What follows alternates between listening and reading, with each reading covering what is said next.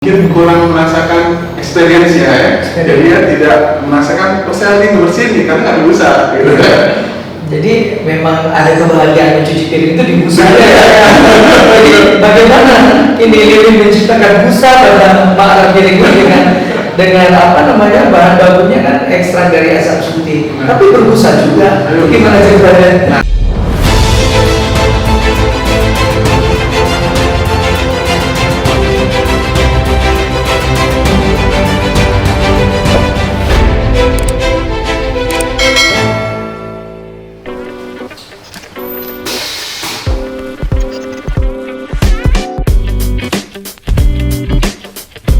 Assalamualaikum warahmatullahi wabarakatuh. Sahabat semua, ketemu lagi dengan saya Hendra di channel YouTube kami. Dan kali ini tentu suasananya agak berbeda dengan sebelumnya. Saya sedang bersama salah seorang entrepreneur Aceh yang produk yang dihasilkan oleh industri yang dia kelola bersama istri cukup dikenal sekarang di Aceh. Namanya adalah Ma'rah Piring ya, barangkali teman-teman banyak juga yang sudah menggunakan produk ini. Dan foundernya adalah sahabat saya ini, Newi Hasan ya. Apa kabar Newi? Alhamdulillah baik. Ya.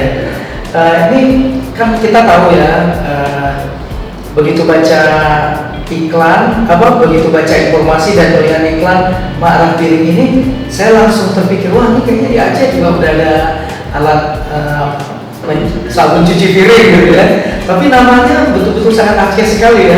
Ma'rah Piring ya.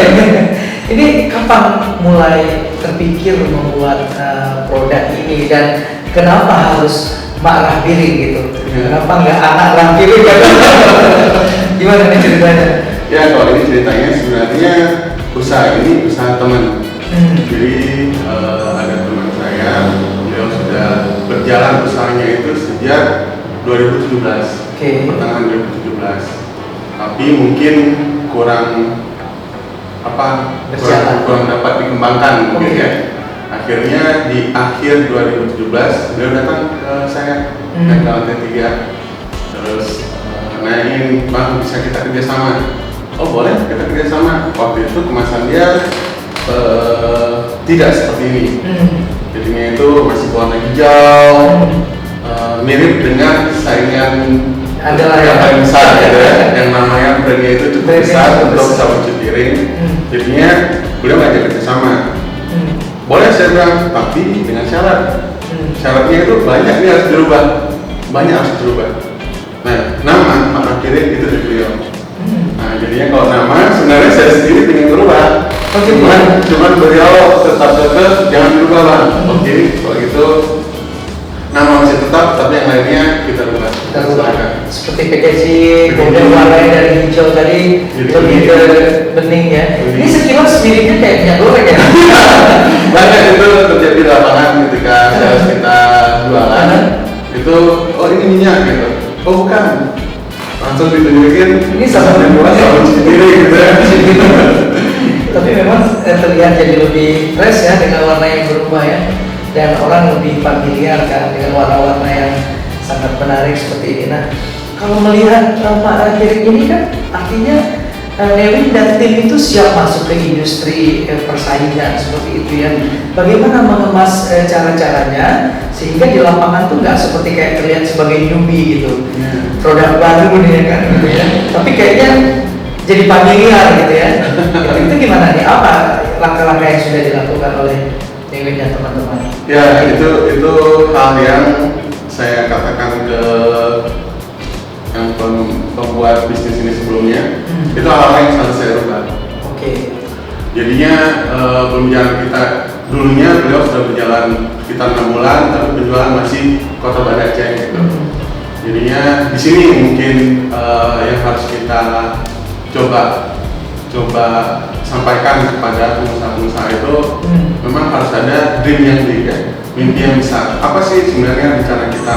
Kalau cuma penjualan Kota Banda Aceh, kayaknya berapa omset yang kita kejar? Itu sangat jauh mungkin dari ekspektasi yang saya bayangkan kalau ketika kita bekerja sama gitu ya. Jadinya memang ketika awal itu sebelum saya mengatakan iya, kita juga membaca pasarnya. Pasar sabun cuci piring ini ternyata sangat besar.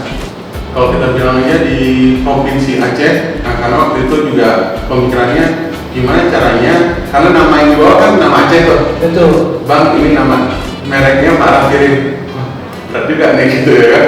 Tapi oke, kalau gitu, kalau namanya memang itu nggak bisa diubah, coba aja kita kejar untuk segmen konsumen yang ada dalam provinsi Aceh.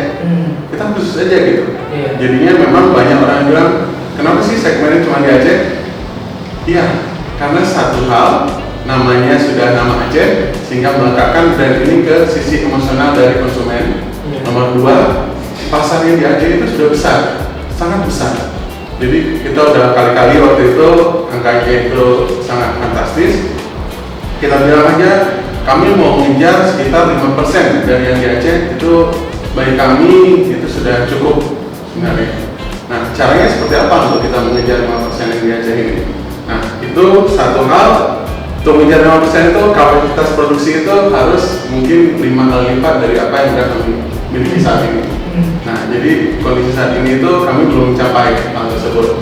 Untuk mencapai hal tersebut, kita harus melakukan pemasaran di setiap daerah. Sistem yang kami lakukan adalah sistem pertagihan, jadi distributor lokal. Jadi kita membuka kesempatan bagi distributor lokal yang tertarik untuk menjual produk kami, itu bisa kita bekerjasama dan mendapatkan keuntungan yang keuntungan yang kami tawarkan itu 10-27%. Wah, luar biasa ya. Alhamdulillah. Ini artinya udah punya agen di semua kabupaten kota di Aceh. Alhamdulillah saat ini kita punya sekitar 15 dari 23 kota kabupaten. Kota kabupaten berarti masih ada bisa jadi satu pegang 2 tempat gitu ya. Bisa juga.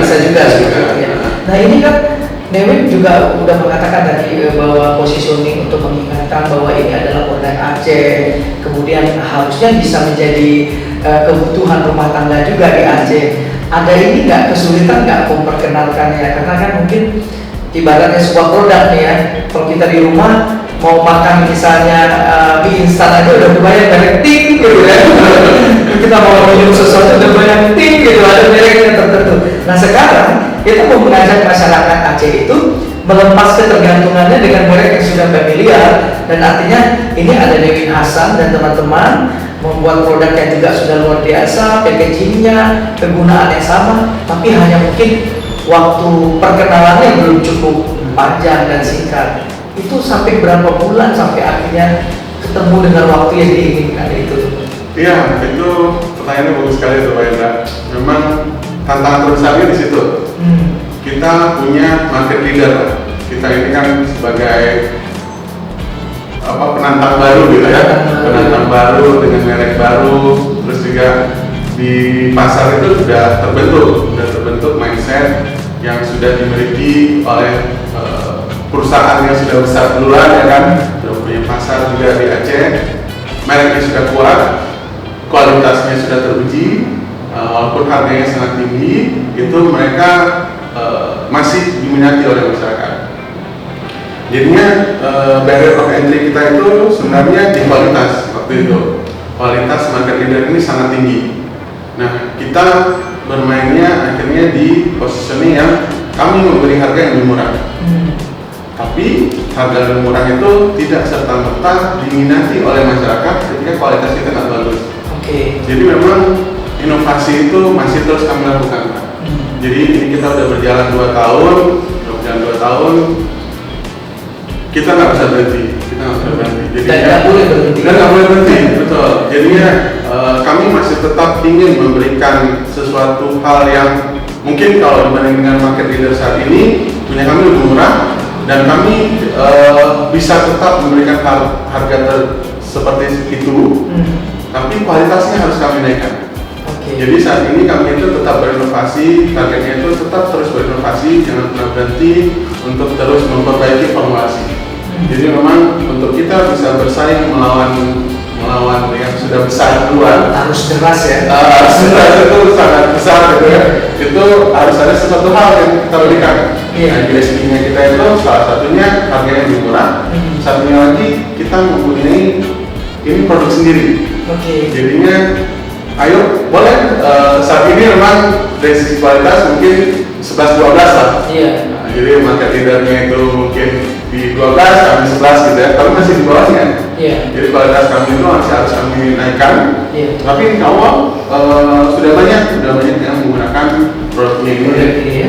Ada semacam data statistik ya ini yang menunjukkan bahwa sudah segini masyarakat menggunakan. Tapi for your information saya juga menggunakan ini. Jadi saya bilang bahwa ya kalau kita yang nggak memperjuangkan kerja kerasnya putra putri Aceh, ya siapa lagi kan? Nah itu dia. Kemudian ternyata juga ini juga mengangkat bahan dasar lokal ya dari asam sunti. Sekarang kan ada kayak hand sanitizer juga dari kehebatan sumber daya Aceh juga kan, dari minyak atsiri dan lain-lain. Dan ini juga ternyata dari asam sunti. Nah, bicara ke produknya dari asam sunti, gimana nih Nevin mengumpulkan juga menghimpun penjual dan petani asam sunti, atau asam sunti di rumah langsung ditandai dibakar menjadi korban? Jadi pada berikutnya ya, kalau untuk asam sunti itu juga, ini ketika pembicaraan di awal, memang ketika kita kerjasama banyak kita bicarakan tentang bisnis plan ke depan. Ini apa aja gitu, apalagi ketika ada seorang membawa bisnisnya yang mungkin sudah berjalan beberapa lama ya kan, ketika kita kerjasama banyak pembicaraan yang mendalam tentang bisnis ini. Salah satunya itu dia, ekstrak asam sunti. Ketika kita mengatakan makna piring, itu udah khusus lah orang Aceh gitu ya. Jangan kita membawa juga jeruk nipis yang menjadi bahan baku dari tempat luar. Gimana kalau kita pilih sesuatu hal yang memang punya kita sendiri gitu ya. Jadi kita mengangkat juga bahan bakunya, dan juga ini menjadi nilai lebih karena nenek saya sendiri asli Sigi, beliau dulunya membersihkan keramik itu dengan air asam sunti. Jadi asam sunti itu kan ada airnya itu ya, jadi pas sudah dijemur di hari ketiga sampai hari kelima, itu air yang turun itu ditadar dan disimpan dalam guci. Nah itu airnya itu cukup kuat untuk membersihkan keramik dan tidak merusak lingkungan. Tapi memang nilai kurangnya gitu ya, tidak berdosa ya kan. Jadi kalau kita bilang kita siram bersih semuanya, tapi ketika orang membersihkan mungkin kurang merasakan experience ya. Jadi dia tidak merasakan saya lagi ngebersihin nih karena nggak ada busa gitu ya. Jadi memang ada kebahagiaan mencuci piring itu di busa ya. Jadi bagaimana ini Lilin menciptakan busa pada makna piring dengan bahan bakunya kan ekstrak dari asam sunti, tapi berbusa juga. Gimana ceritanya? Nah itulah inovasi yang sudah kita lakukan dalam 2 tahun ini gitu. Jadi tahap pertama itu kita melakukan kita menggunakan asam sunti yang cukup banyak.